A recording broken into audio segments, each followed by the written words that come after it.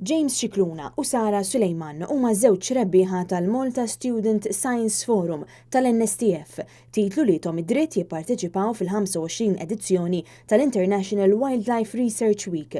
Huma għamlu riċerka dwar l-ambjent salvaġġ fl-Iżvizzera, proġett li damu jaħdmu fuq madwar ġimgħa.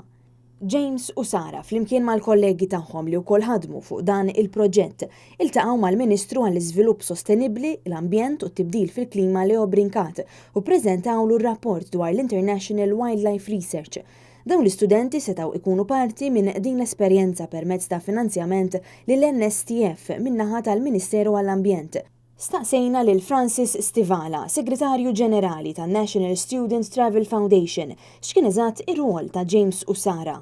Il-Malta Student Science Forum li torganizza l-NSTF u hija soċjetà fejn jiddibattu suġġetti jew topics li huma ta' fuq ix-xjenza.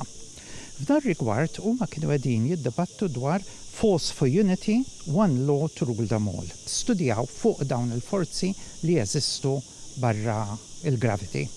U dan kien is-suġġett li ippreparaw u kien hemm dibattitu fost il-50 studenti li pparteċipaw u dawn it-tnej ħarġu bħala l-aħjar żewġ studenti fuq dan is-suġġett.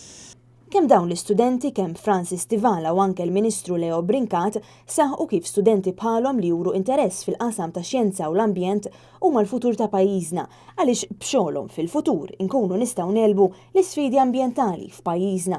Il-Ministru Leo Brincat qal ukoll li l-poplu Malti u Għawċi għadu lura ħafna fejn jidħol għarfien dwar it-tibdil fil-klima u dwar is-separazzjoni tal-iskart.